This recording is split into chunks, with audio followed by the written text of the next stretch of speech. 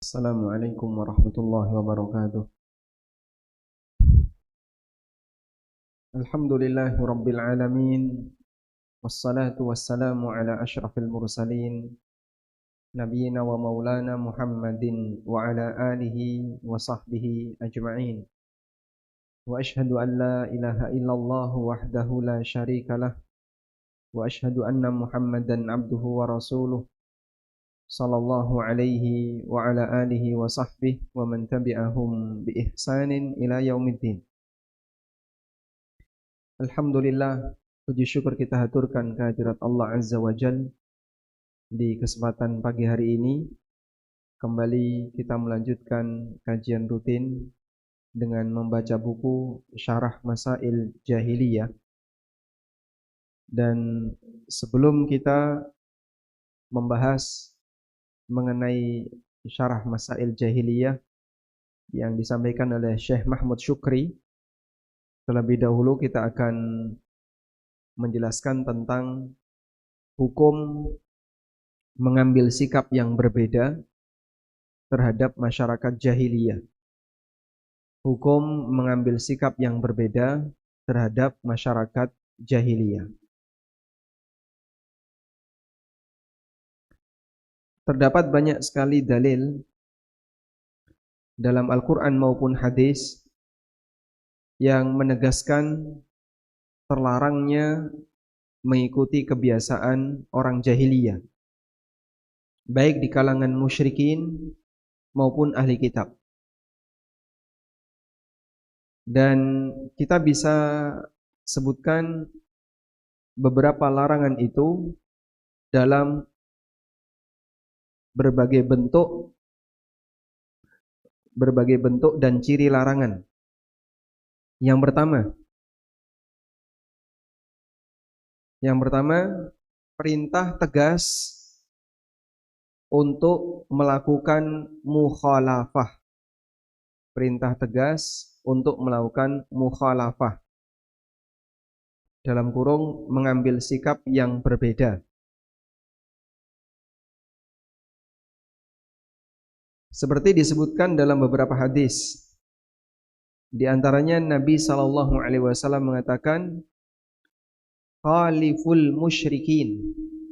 Khalifu al-musyrikin. Lakukanlah sikap yang berbeda dengan orang musyrik. Di situ ada perintah dengan tegas untuk melakukan mukhalafah. Khaliful musyrikin.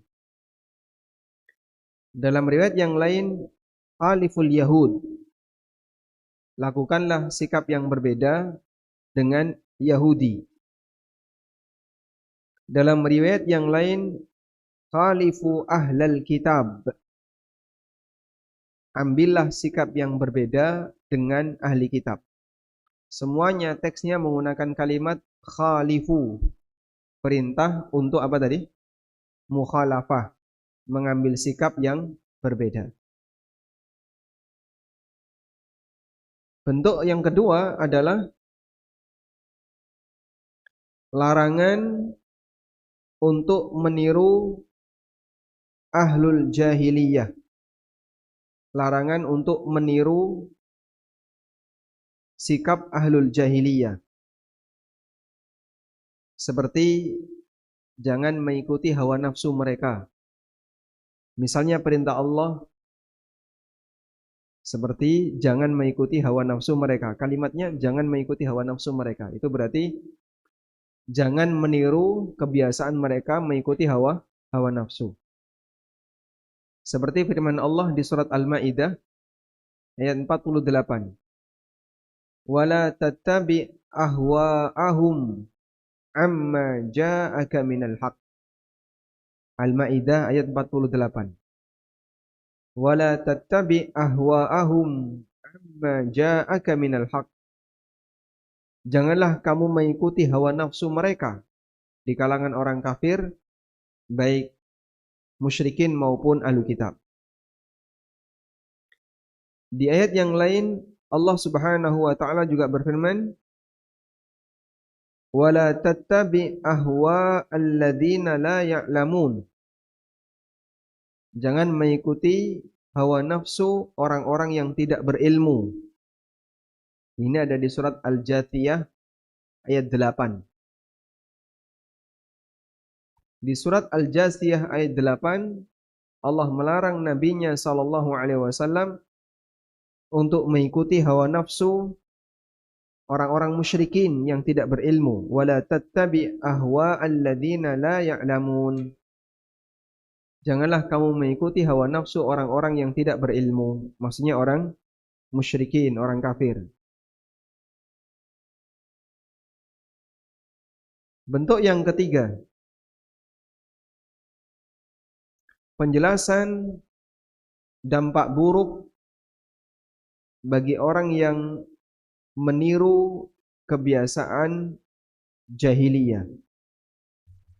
Penjelasan adanya dampak buruk bagi orang yang meniru kebiasaan jahiliyah.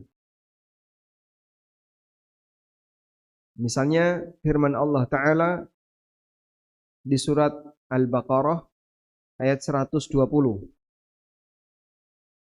Walan tarda 'ankal yahudu walan nasara hatta tattabi'a millatahum. Yahudi dan Nasrani tidak akan ridha kepadamu sampai kamu mengikuti hawa nafsu mereka. Qul inna hudallahi huwal huda wala in ittaba'ta ahwa'ahum ba'dal ladzi ja'aka minal ilmi ma laka minallahi min waliyyin wala nasir. Katakan sesungguhnya petunjuk Allah itulah petunjuk yang lurus. Dan kalau kamu mengikuti hawa nafsu mereka, setelah datang kepadamu ilmu tentang kebenaran, malaka minallahi min waliyyin wala nasir, maka kamu tidak akan dibela dan tidak akan ditolong oleh Allah. Ini di Al-Baqarah ayat 120. Di sini Allah menjelaskan dampak buruk kalau kamu mengikuti mereka, nanti kamu tidak akan ditolong oleh Allah, baik di dunia maupun di akhirat. Sehingga ketika sekelompok kaum muslimin mengikuti orang kafir, maka dia akan dihinakan oleh orang kafir dan tidak akan mendapatkan kemenangan ketika di dunia. Dan ketika di akhirat, apalagi dia tidak akan mendapatkan pertolongan, tidak diselamatkan oleh Allah ketika diazab di akhirat. Allah juga memberikan ancaman di Al-Baqarah ayat 145. Wala init taba'ta ahwa'ahum min ba'di ma ja'aka minal ilm innaka idzal laminadh dhalimin. Kalau kamu mengikuti hawa nafsu mereka setelah datang ilmu kepadamu, berarti kamu orang zalim. Maka Allah sebut orang yang mengikuti dan meniru kebiasaan jahiliyah sebagai orang zalim. Ini penjelasan tentang dampak buruknya. Yang keempat,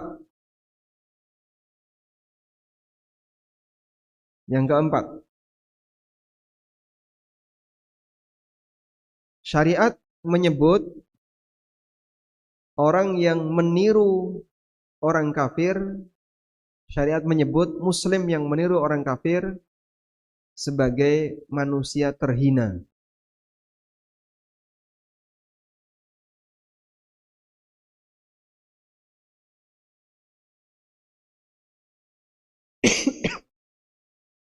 Sebagaimana disebutkan dalam hadis yang diriwayatkan oleh Bukhari, Nabi sallallahu alaihi wasallam bersabda, "La tattabi'anna sanana man kana qablakum shibran shibran."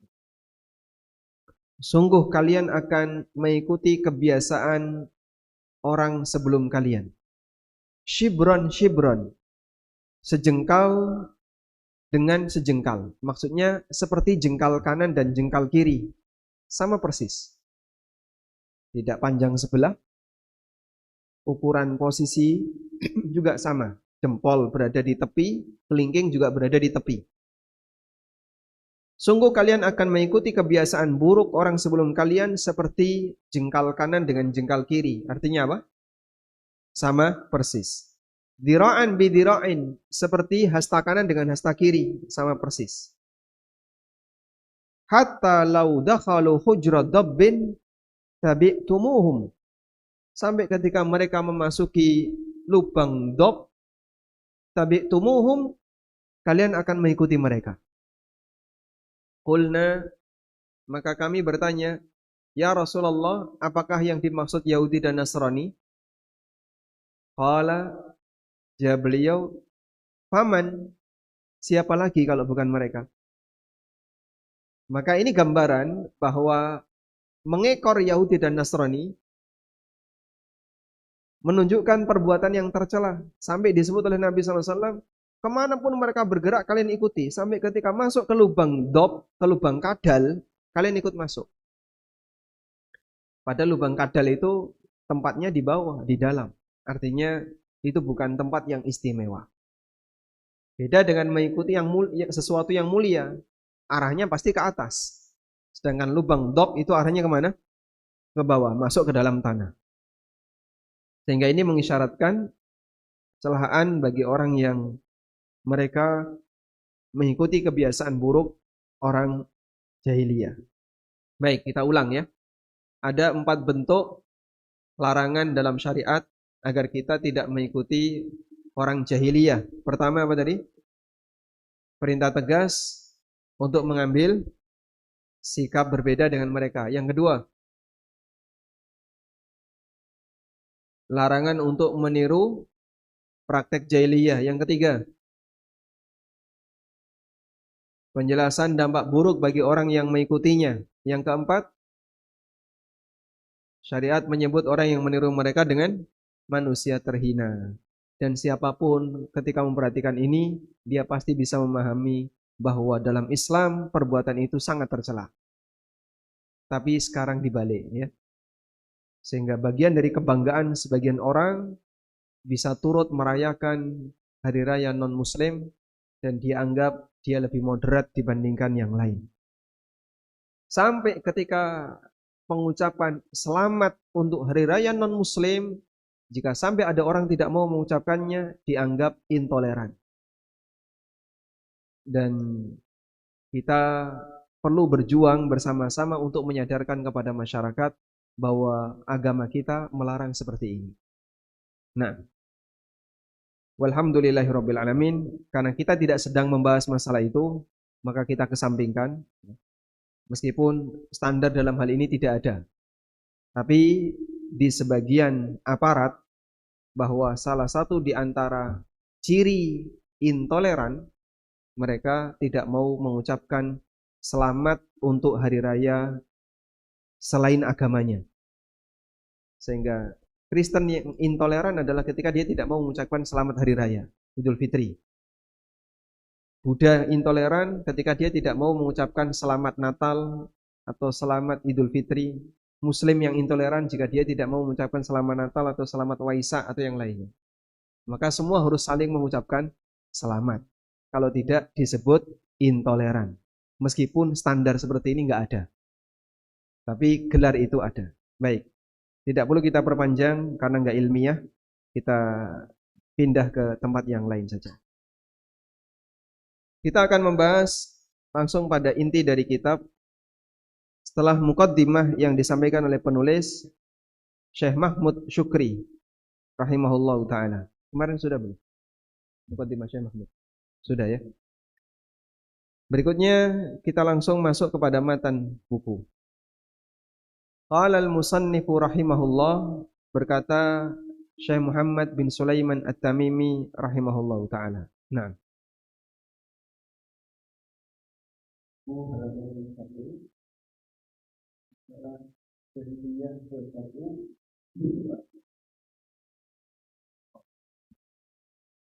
Mereka beribadah dengan mempertunjukkan orang oleh doa. Mereka menganggap bahwa itu adalah cara untuk melangsungkan orang-orang soleh dari Allah Ta'ala. Dan di balik perbuatan mereka tersebut, mereka menginginkan mendapat syafaat orang-orang soleh di sisi Allah. Karena mereka mengira bahwa orang-orang soleh itu mencintai hal itu. Karena in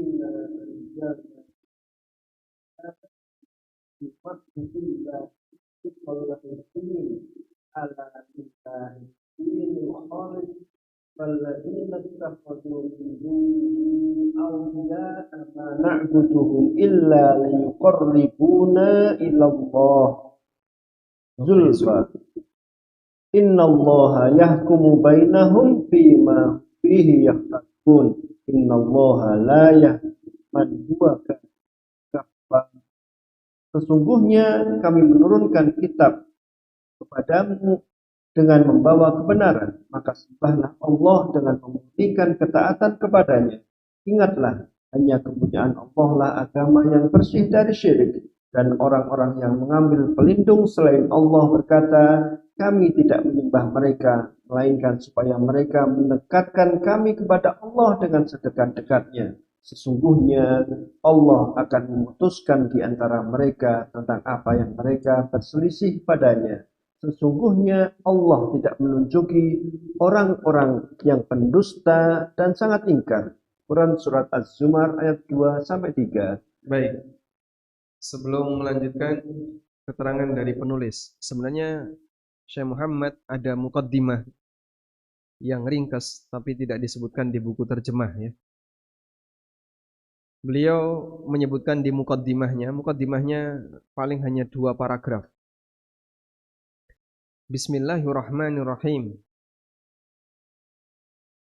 Beliau mengatakan di muqaddimah, hadhihi masailu khalafa fiha Rasulullah sallallahu alaihi wasallam ma alaihi ahlul jahiliyah al-kitabiyyin wal ummiyin. Berikut ini, kalau mau ditulis, Bismillahirrahmanirrahim, ada? Oh, sudah ini. Baik, berikut ini adalah beberapa kasus di mana Rasulullah sallallahu alaihi wasallam mengambil sikap yang berbeda dari ahlul jahiliyah, yaitu pertama ahlul kitab dan yang kedua al-ummiyin. Al-ummiyin berarti siapa? Musyrikin. Mimma la ghina li muslimin an ma'rifatiha. Di mana setiap muslim sangat butuh untuk mengenalinya. Karena dengan mengenali kebaikan itu akan menjadi semakin kelihatan. Lalu beliau bawakan sebuah syair, waddiddu yudhiru husnahu diddu. Di halaman berapa itu? Halaman 11. Coba dibuka halaman 11. Romawi 11. Waddiddu yudhiru husnahu diddu wa bididdiha tatabayyanul asya'. Dengan keberadaan lawannya, maka akan semakin nampak kebalikannya.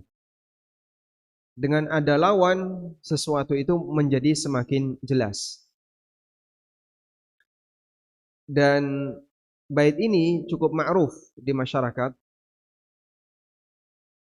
Sementara para ahli bahasa, mereka beda pendapat siapa orang yang pertama kali mengucapkannya.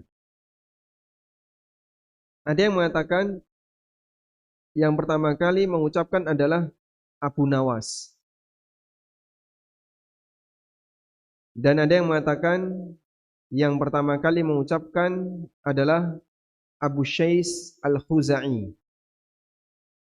Dan ada yang mengatakan pertama kali mengucapkan namanya Ali bin Jabalah. Dan ada pendapat yang lain, namun ini semuanya adalah mengacu kepada bahwa ini bagian dari syair jahili, syair orang masa silam. Meskipun ini syair, tapi karena maknanya benar, kadang dikutip untuk membenarkan sebuah definisi.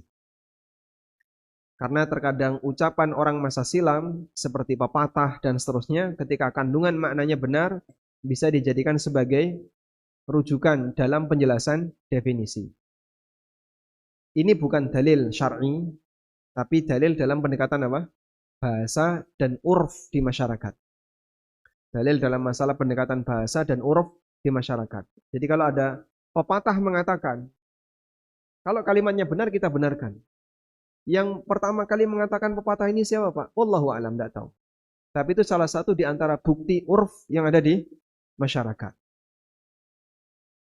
Meskipun sumbernya nggak jauh, nggak jelas. Dan sumbernya tentu saja bukan dari wahyu. Tapi kata pepatah ini berasal dari kata-kata bijak yang tersebar di masyarakat. Kita tidak menyebutnya sebagai wahyu, tapi karena nilai kalimatnya benar, kita benarkan. Demikian pula para ulama ketika menyinggung syair-syair jahiliyah. Bukan karena membela pengucapnya, penuturnya, tapi karena kalimatnya ini bernilai benar, maka beliau benarkan. Kemudian penulis menyebutkan, wa ahammu ma fiha wa asyadduhu khataran. Dan yang paling penting untuk diketahui serta yang paling berbahaya adalah mereka tidak beriman terhadap apa yang dibawa oleh Rasul sallallahu alaihi wasallam. Fa in indhafa ila dzalika istihsanu dinil jahiliyah wal imanu bihi tammatil khasarah. Kalau sudah tidak beriman ditambah mengakui kebenaran ajaran jahiliyah, bahkan lebih condong kepada ajaran jahiliyah, sudah sempurna tingkat kerugiannya.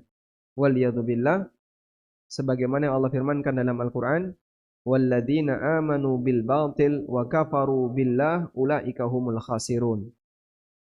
Orang yang beriman kepada kebatilan dan kufur kepada Allah, mereka itulah orang yang betul-betul rugi. Antara kebenaran dan kebatilan, ini dua hal yang saling bertentangan. Dan sikap manusia dalam hal ini ada tiga. Pertama, dia mengimani kebenaran dan mengingkari kebatilan. Inilah mukmin yang sejati. Sebagaimana yang Allah Subhanahu wa taala firmankan dalam Al-Qur'an, "Faman yakfur bit-taghut wa yu'min billah faqad istamsaka bil urwatil wuthqa." Barang siapa yang kufur kepada taghut dan beriman kepada Allah, maka dia memegangi al-urwah al-wuthqa, tali yang paling kuat. Sehingga dia mukmin sejati. Yang kedua, mengingkari kebenaran, mengimani kebatilan. Mengingkari kebenaran, mengimani kebatilan. Amanu bil batil wa kafaru billah. Kebalikan dari yang pertama. Ini kufur sejati. Sehingga dikasih ajaran tauhid, dia tolak, dia musuhi. Tapi kalau ada ajaran perdukunan, klenik dan khurafat, diterima dengan lapang dada. Maka ini pecandu klenik sejati. Yang ketiga, orang yang bingung. Mudzabdzabina baina dzalika la ilaha ula wa la ilaha ula. Orang yang bingung, enggak belok kanan, enggak belok kiri. Dia mengklaim mengakui kebenaran, tapi di saat yang sama tidak mau memusuhi kebatilan. Pertengahan ini lebih berbahaya daripada yang kedua. Karena abu-abu inilah sejatinya mereka jadi musuh dalam sekam. Seperti jarum di bawah kasur. Sehingga dia berbahaya. Kenapa? Dalam posisi dia pertengahan, dia mempengaruhi kaum muslimin untuk membela kebatilan, tapi dia tidak mengajarkan kepada orang kafir untuk mengimani kebenaran. Sehingga di saat yang sama korbannya lebih banyak kaum muslimin.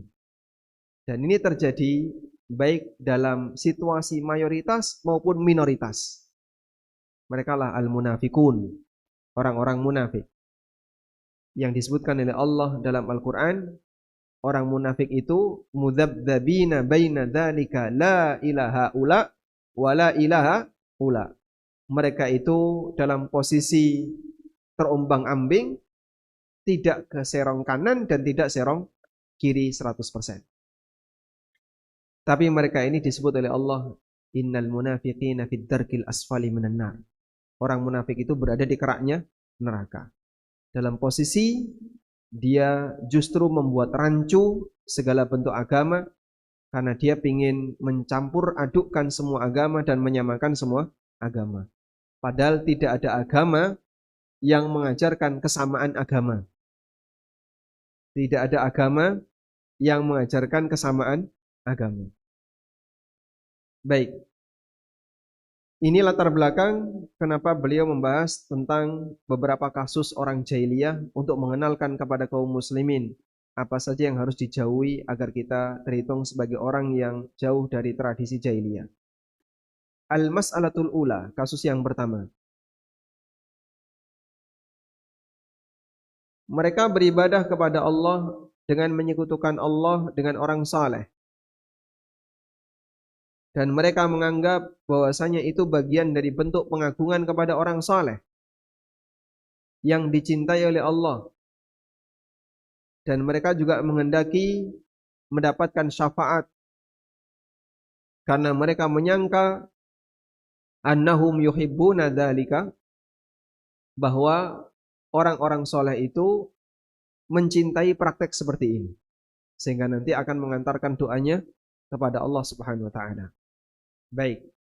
Sebelumnya ini pelajaran yang sudah pernah dan mungkin berkali-kali kita singgung dalam kajian-kajian sebelumnya seperti Kitab Tauhid, kemudian Nawaqidul Islam, pembatal Islam, juga pernah kita bahas di Qawaidul Arba. Kasus ini sudah pernah kita bahas. Sehingga insya Allah Bapak Ibu sudah sering untuk mendengarnya. Pertanyaannya, coba lihat pernyataan penulis bahwa mereka menjadikan Tuhan selain Allah tadi sebagai pemberi syafaat. Pertanyaannya, ini syafaat ketika di dunia atau di akhirat?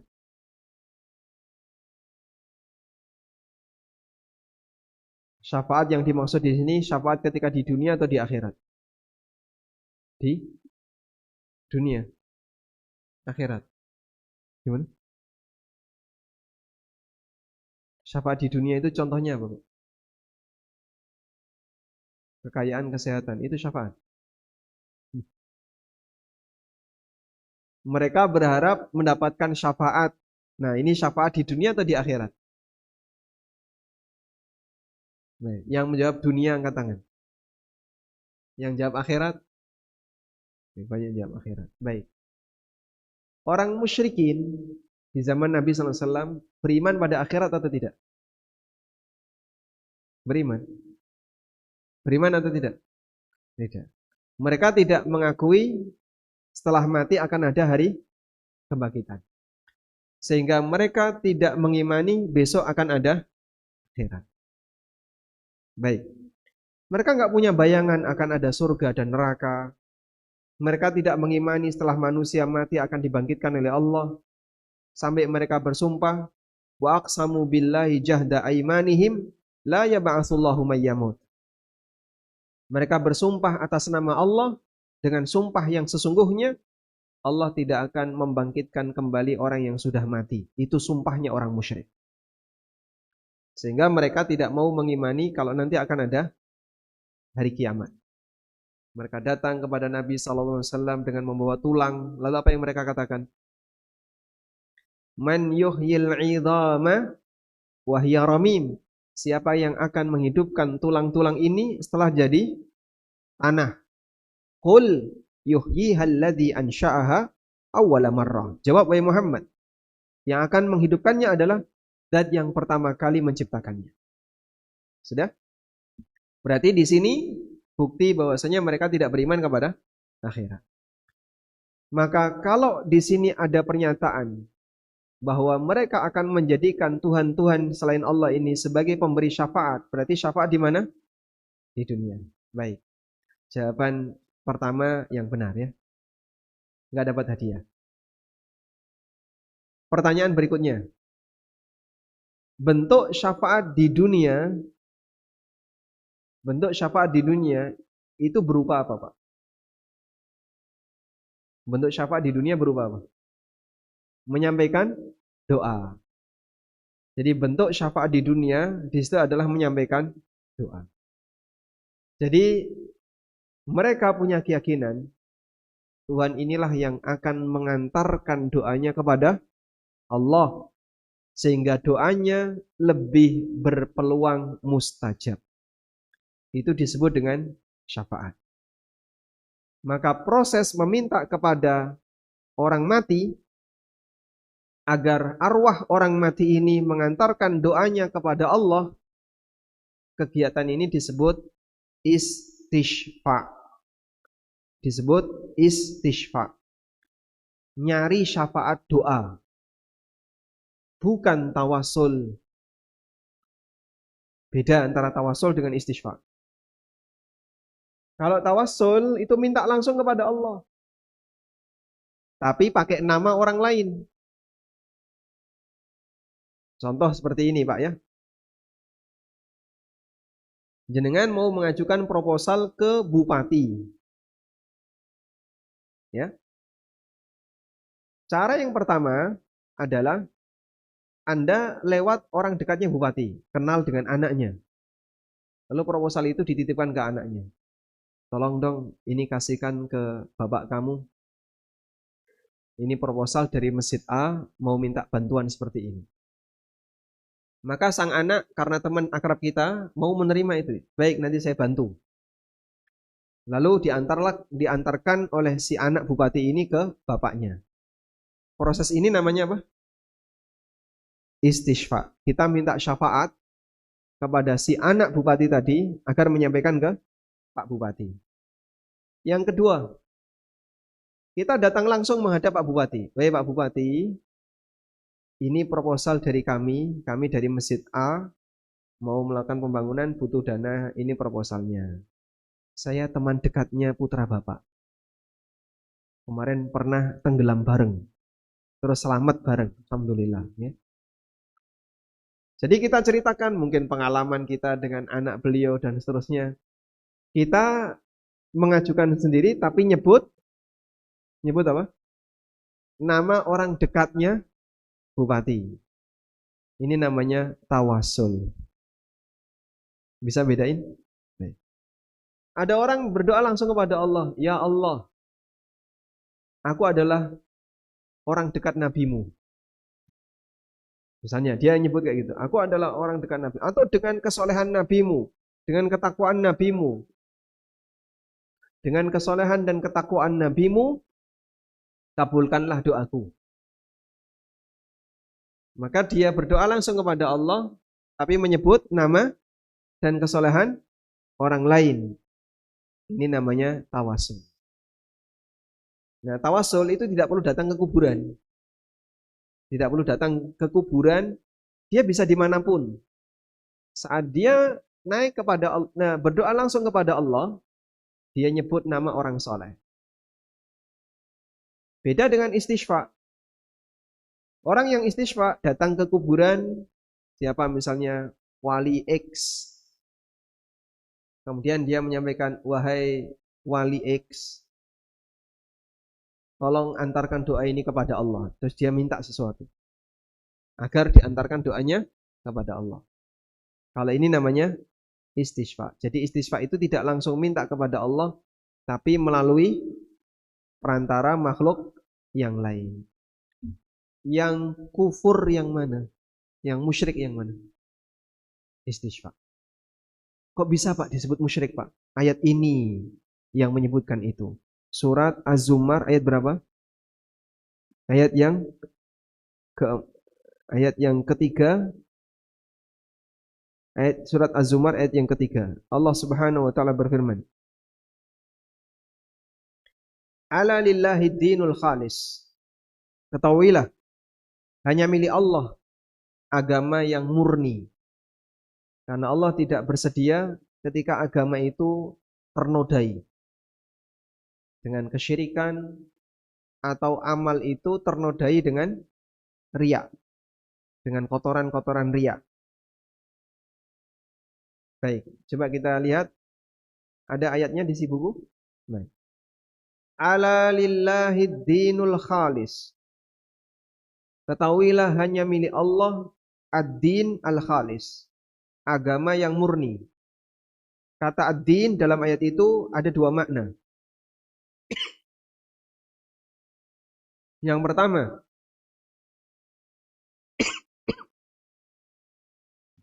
makna yang pertama, ad-din maknanya adalah agama.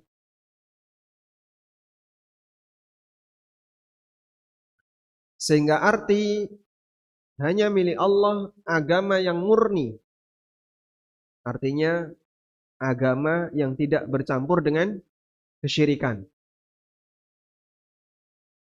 Sehingga kalau orang beragama tapi dia bercampur dengan kesyirikan, maka berarti agamanya tidak murni. Ad-din yang kedua.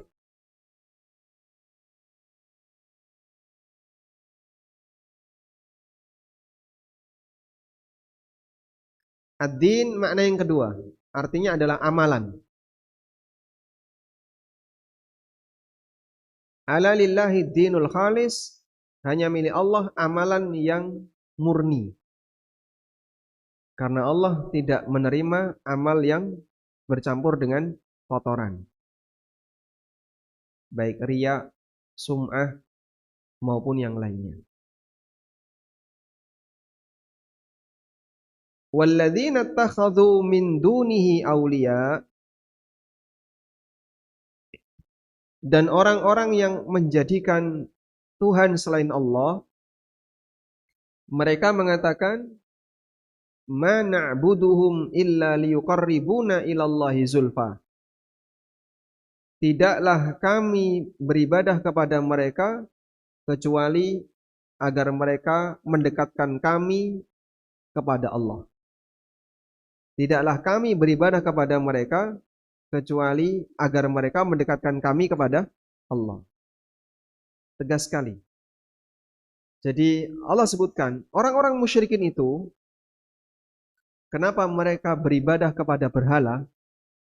Bukan karena batunya yang disembah, tapi karena keyakinan ini adalah representasi dari arwah, yang arwah itu akan mendekatkan doa kami kepada Allah. Sehingga vonis kesyirikan untuk orang yang melakukan istighfar disebutkan di surat Az-Zumar ayat yang kedua. Ayat yang ketiga disebutkan di surat Az-Zumar ayat yang ketiga. Selanjutnya, ayat yang lain adalah bawahnya. Coba kita baca dulu.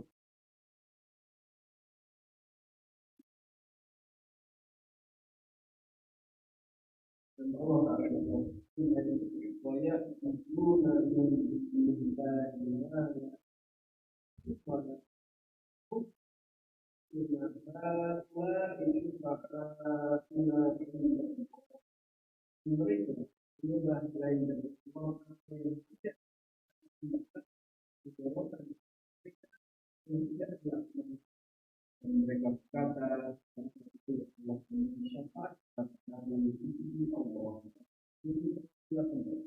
baik. Ini lebih tegas lagi.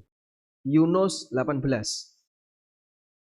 Wa ya'buduna min dunillah. Mereka beribadah kepada selain Allah. Ma la yadurruhum wa la yanfa'uhum. Padahal yang disembah itu tidak bisa membahayakan dan tidak bisa ngasih manfaat. Maksudnya apa sih Pak? Tidak bisa ngasih bahaya dan tidak bisa ngasih manfaat. Tidak bisa ngasih bahaya itu kalau keyakinan kita kualat. Tidak bisa bikin orang jadi kualat. Kenapa ini yang didahulukan?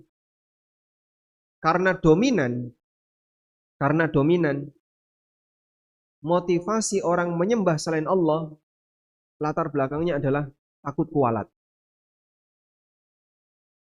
Iki nek kuburan iki rapok jogo sing apik. Nanti kalau makam ini tidak kamu rawat dengan baik, tidak dikasih kijing, dikasih cungkup, terus dikasih kain kelambu, kasih pager, nanti uripmu kualat. Karena berangkat dari rasa takut itu, akhirnya orang ngawuri-wuri kuburan. Dan kadang orang itu takut terhadap benda tertentu yang keramat, karena dia punya kekhawatiran, nek ganggu ini kualat. Ringin misalnya, ringin gede, kemudian masyarakat mengagungkannya. Saat ringin itu ganggu jalan, orang no pak sing wani negor. Kenapa nggak berani? Takut kualat, takut kesurupan, takut uripe gak karuan. Sehingga motivasi pertama orang itu memuliakan sesuatu adalah takut kualat. Nek lewat ning kene aja lali. Kalau lewat di sini jangan lupa apa? Klakson. Kalau nggak klakson ngapain? Nek gak ngelakson pripun? Karena takut dia. Maka bentuk peribadatan orang dalam kesyirikan itu lebih banyak motivasinya adalah karena takut kualat. Nah, itu semuanya dirangkum dalam kalimat mala yadurruhum. Mereka itu tidak bisa ngasih kualat. Kenapa takut, Pak? Wes ra usah wedi. Ini tidak bisa ngasih kualat. Prinsip itu kita tegaskan. Wala yanfa'uhum, baru yang kedua, ngasih manfaat. Bisa ngasih rizki, bisa ngasih hujan. Dan mereka juga tidak bisa melakukan hal ini. Terus apa motivasinya? Wa yaqulun, pengakuan orang kafir sendiri yang Allah ceritakan, mereka mengatakan haula'i syufa'auna indallah. Tuhan-Tuhan itu adalah pemberi syafaat kami di sisi Allah. Jadi apa motivasi mereka berdoa kepada berhala-berhala?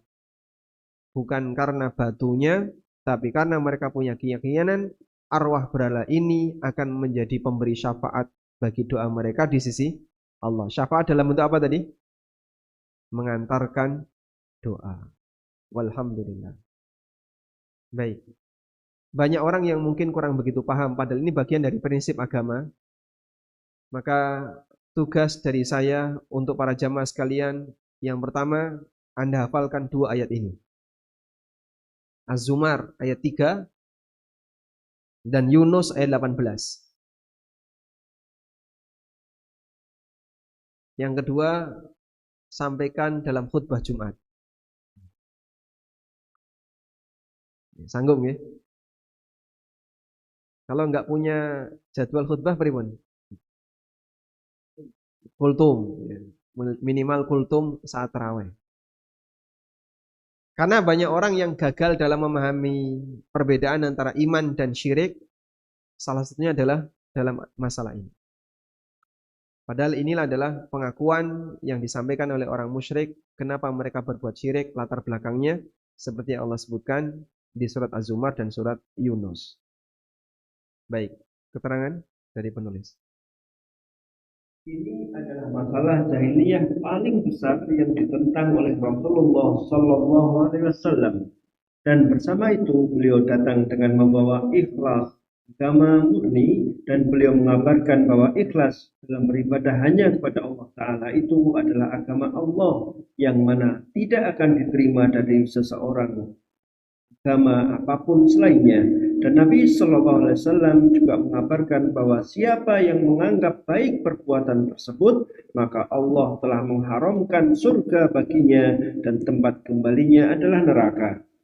Dan masalah ini adalah poros agama seluruhnya, dan karenanya disyariatkannya membedakan antara orang muslim dan orang kafir, dan pada masalah ini juga terjadinya permusuhan, dan karenanya jihad disyariatkan. Sebagaimana Allah Ta'ala berfirman, wa qatiluhum hatta la takuna fitnatun wa yakuna ad-dinu lillah, dan perangilah mereka itu sehingga tidak ada fitnah lagi dan sehingga agama itu hanya untuk Allah belaka. Quran surat Al-Baqarah ayat 193. Baik, cukup jelas apa yang disampaikan oleh penulis. Sekarang kasih catatan untuk kata fitnah. Waqatiluhum hatta la takuna fitnah. Perangi mereka sampai tidak ada fitnah.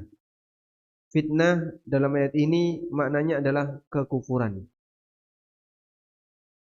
Perangi mereka sampai tidak ada kekufuran.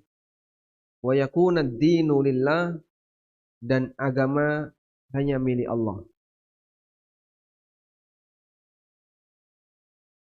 Dan ini terjadi di awal Islam. Dulu jihad itu pilihannya cuma dua. Pilihannya dua. Masuk Islam, kalau enggak perang. Dulu seperti itu. Kemudian syariat ini dihapus dengan adanya jizyah. Hatta yu'tul jizyata an yadin wa hum shaghirun. Mereka boleh bertahan dalam posisi kufur dengan syarat membayar jizyah. Nah, setelah ada syariat jizyah, upeti, maka ada 3 tingkatan ketika orang melakukan ekspedisi. Pertama, didakwai masuk Islam. Yang kedua, kalau dia tidak mau untuk masuk Islam, yang kedua, dia boleh bertahan dalam agama lamanya, tapi dengan syarat dia harus bayar jizyah. Kalau dua ini tetap menolak, baru pilihan yang terakhir adalah perang. Ini metode negara Islam ketika mereka melakukan ekspedisi, mau melakukan perluasan wilayah. Sehingga firman Allah Ta'ala, وَقَاتِلُهُمْ حَتَّى لَا تَكُونَ فِتْنَةٌ, ini berlaku sebelum ada ketetapan jizyah. Ketika kaum muslimin menaklukkan daerah-daerah yang lain, maka pilihannya cuma dua. Masuk Islam, didakwai untuk masuk Islam. Kalau tidak mau, ya sudah, pilihannya adalah perang. Wallahu a'lam. Baik, demikian yang bisa kita bahas. Walhamdulillah kita sudah menyelesaikan satu kasus jahiliyah yang paling besar pelanggarannya, yaitu kasus kesyirikan kepada Allah Subhanahu wa taala. Wassallallahu ala nabiyyina Muhammadin wa ala alihi wa sahbihi wasallam. Kajian di pagi hari ini ada pertanyaan, apakah bab urutan dalam masail jahiliyah dari satu itu sesuai dengan kepentingannya? Apakah urutan masail jahiliyah dari 1 sampai 100 itu sesuai dengan tingkat keparahannya? Wallahu a'lam, nampaknya tidak. Karena karakter Syekh Muhammad ketika menulis, itu bisa jadi beliau menulis bukan dengan melihat langsung ke referensi, tapi berdasarkan mastahdhara minhu, apa yang beliau ketahui dan beliau hafal, sehingga langsung ditulis, disebutkan. Nah, kalau nulis berdasarkan hafalan atau apa yang diketahui, itu bisa jadi tidak memperhatikan urutan tidak memperhatikan urutan keparahan, tingkat keparahan atau urutan tingkat urgensitas. Tapi mungkin ada pertimbangan sisi mana yang paling besar. Biasanya kalau orang itu menghafalkan yang paling atas sama yang paling bawah gitu ya. Yang paling atas sama yang paling ringan. Sehingga beliau sebutkan pelanggaran yang terbesar adalah berbuat syirik. Kemudian bawah-bawahnya nanti kalau kita perhatikan nampaknya bukan memperhatikan itu lagi. Sehingga contohnya di sini ya. Masalah perdukunan itu ditaruh di nomor 99. Sementara masalah mengurangi bentuk ibadah itu ditaruh di nomor 64. Padahal praktek perdukunan dengan mengurangi praktek ibadah, malas dalam beribadah, mengurangi sebagian tata cara ibadah, itu lebih parah yang pertama ya, perdukunan. Karena ini bisa menyebabkan orang keluar dari Islam. Contoh yang lain, misalnya ta'assub madhab, fanatis terhadap madhab, fanatis terhadap golongan. Itu kan pelanggaran umum di masyarakat. Dan ini tidak sampai pada tingkatan keluar dari Islam. Meskipun itu kebiasaan buruk orang jahiliyah. Sementara at-tahakum ila taghut, menjadikan taghut sebagai referensi hukum, ditaruh di nomor 100. Dan itu lebih parah daripada sebatas ta'assub madhab. Sehingga mungkin wallahu alam, apa yang beliau sebutkan di sini mungkin bagian yang pertama, kedua, ketiga itu kebiasaan buruk, paling buruk yang terjadi pada orang jahiliyah. Belakangan kemudian pertimbangan itu nampaknya sudah tidak lagi digunakan oleh penulis. Wallahu a'lam.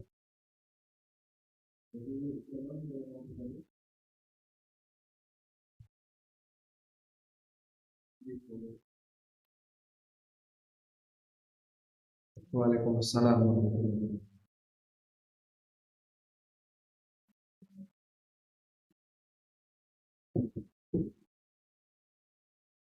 Banyak orang munafik biasanya berbuat syirik juga, apakah itu untuk orang yang sudah keluar dari Islam?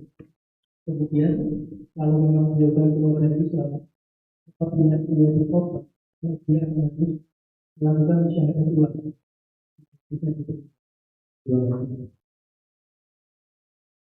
Barakallahu fiik. Kalau orang munafik, apakah keluar dari Islam? Munafik ada dua. Dulu sudah pernah kita bahas ya. Yang pertama apa? Munafik kecil, nifak asghar. Apa itu nifak asghar?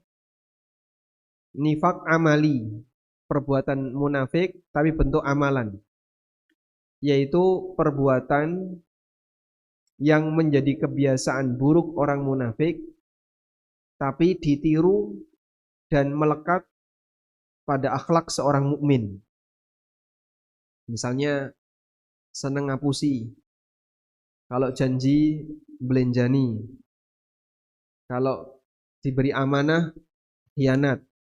Ini semuanya masuk kategori perbuatan kemunafikan, tapi tidak sampai menyebabkan pelakunya keluar dari Islam. Yang kedua, munafik akbar, nifak akbar, atau nifak i'tiqadi,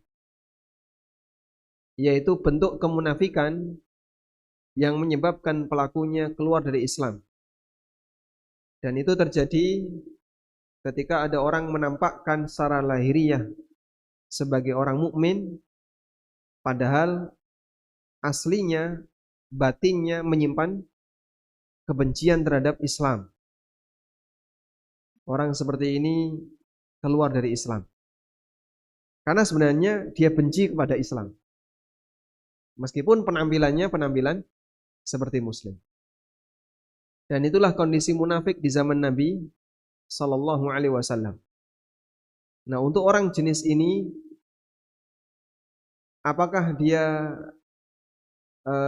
ketika bertaubat dia harus mengucapkan syahadat? Wallahu alam. Apabila kemunafikannya itu kelihatan sehingga indikasi dia keluar dari Islam itu dominan, sampai semua orang menilai orang ini sudah bukan lagi Muslim. Misalnya, kalau mencela Islam itu nggak karuan, entah di medsos, di khutbah dia, ceramah-ceramah dia, isinya pokoknya isinya celaan kepada kaum muslimin. Maka orang seperti ini ketika taubat harus disaksikan banyak orang dan dia nyatakan 2 kalimat syahadat. Tapi kalau celaannya tidak sampai mengundang heboh di tengah masyarakat, misalnya ada orang yang nyerempet-nyerempet mengikuti ajaran pluralisme, namun dia tidak sampai membuat pernyataan yang membuat benci seluruh kaum muslimin, maka tobatnya cukup mohon ampun kepada Allah dan tidak perlu dia mengulang syahadat di depan umum, karena Memang dari awal kaum muslimin menganggap dia sebagai orang muslim. Wallahu a'lam.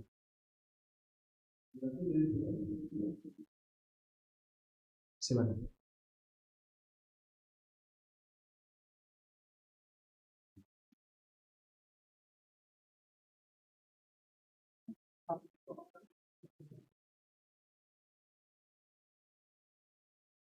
Ini korban sapi. Korban sapi 7 orang. Salah satu diniatkan untuk orang yang sudah meninggal. Apakah boleh? Jawabannya boleh. Begini ya. Dalam kaidah yang diberikan oleh Al-Kasani untuk kurban sapi yang iuran. Kurban sapi iuran itu kan nyawa satu, tapi untuk bertujuh. Boleh enggak 7 ini beda niat? Jawabannya boleh selama perbedaan niat ini masih terhitung sebagai amal yang tidak melanggar syariat. Kalau salah satu ada yang melanggar syariat, maka batal seluruhnya.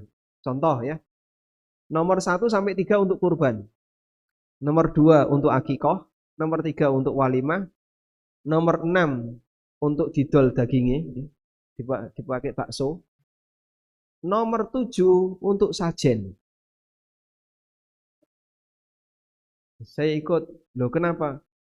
Pas besok hari raya itu adalah hari geblake simbah kula. Dados niku sisan kula nggih damel menika nggih turut toleransi kepada simbah yang sudah mati. Bahasa lainnya apa? Toleransi. Tapi itu maksudnya ya sajen untuk simbah. Gara-gara satu orang ini batal semua. Karena dia ganjel. Andai kan ada orang Nasrani ikut atau non-muslim ikut dan dia ikut urunan ini dengan maksud pas tanggal itu adalah hari besar kami, sehingga itu sebagai bentuk penyembahan kami untuk Tuhan kami, batal semua. Tapi kalau 7 ini masih di lingkaran penyembelihan yang syar'i, sah hukumnya.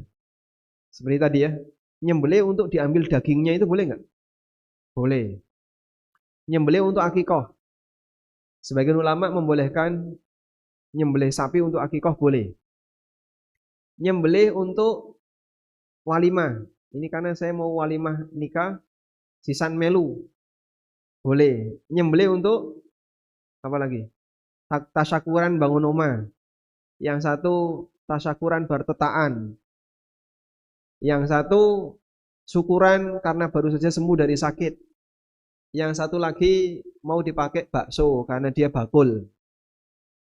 7 orang ini urunan seekor sapi disembelih Idul Adha. Insya Allah sah. Sehingga yang kurban bawa niat kurban, yang walimah ya dapatnya hanya daging walimah, bakul bakso ya dapat bakul bakso. Wallahu a'lam.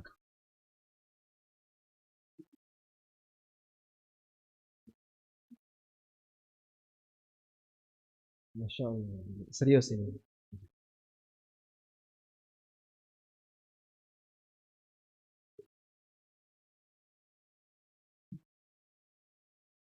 Assalamualaikum warahmatullahi wabarakatuh. Waalaikumsalam.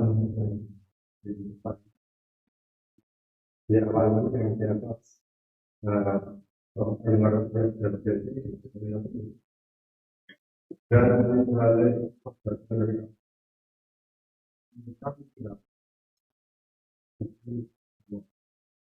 mereka bergerak dalam mereka dan mereka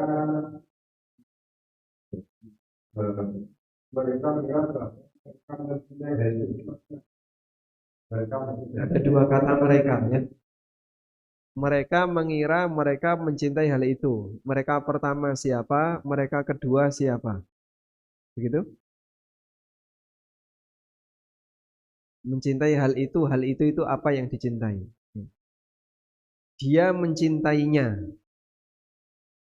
Dia yang pertama dan nya juga dia. Dia yang pertama dan dia yang kedua itu siapa. Ini kadang membingungkan kalau tidak ditegaskan ya. Mereka mengira kalau mereka mencintai hal itu. Mereka yang pertama siapa? Pelaku kesyirikan. Mereka yang kedua siapa? Arwah orang soleh. Hal itu apa? Perbuatan meminta syafaat. Jadi orang musyrik mengira kalau arwah orang soleh ini senang ketika diberlakukan seperti itu. Makanya dalam anggapan mereka, ini kan dalam rangka mengagungkan orang soleh, memuliakan orang soleh. Kok dilarang? Dengan syubhat memuliakan orang soleh, mereka berbuat syirik. Padahal orang soleh itu tidak menyukai praktek kayak gitu. Misalnya para nabi. Para nabi ketika disembah oleh pengikutnya, nabi itu seneng nggak? Ketika nabi itu disembah oleh pengikutnya, seneng nggak nabi itu? Tidak. Orang-orang soleh ketika disembah oleh pengikutnya, seneng nggak dia? Tidak. Orang soleh akan mengingkari. Tapi dalam anggapan orang ini, para nabi itu seneng ketika kita perlakukan kayak gini. Para nabi itu senang ketika kita jadikan beliau sebagai perantara dalam doa kepada Allah. Padahal praktek ini yang diperangi oleh para nabi. Tapi mereka punya anggapan kalau para nabi senang dengan hal ini. Itu yang dimaksud mereka mengira bahwa mereka mencintai hal itu. Wallahu a'lam. Kamu jelasin. Alhamdulillah. Baik, alhamdulillahirabbil alamin. Amin. Ada hadiah lagi? Nah, ada hadiah lagi. Ini ada hadiah buku. Ada berapa ini? 7. As-sabiqun al-awwalun yang belum dapat kitab. Yang nyender di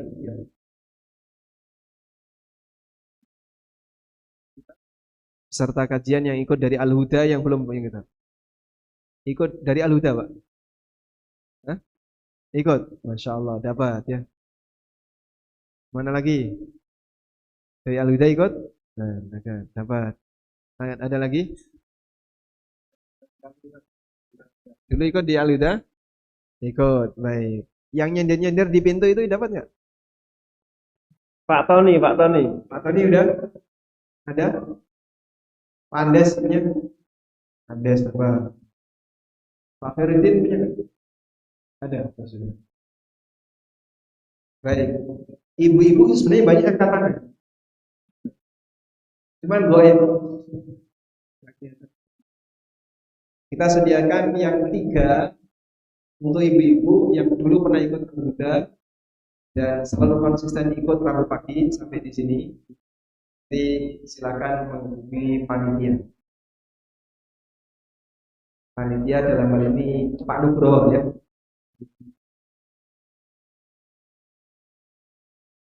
Sudah habis. Untuk buku gratis berikutnya tunggu sesi berikutnya. Baik, demikian wassalamualaikum warahmatullahi wabarakatuh.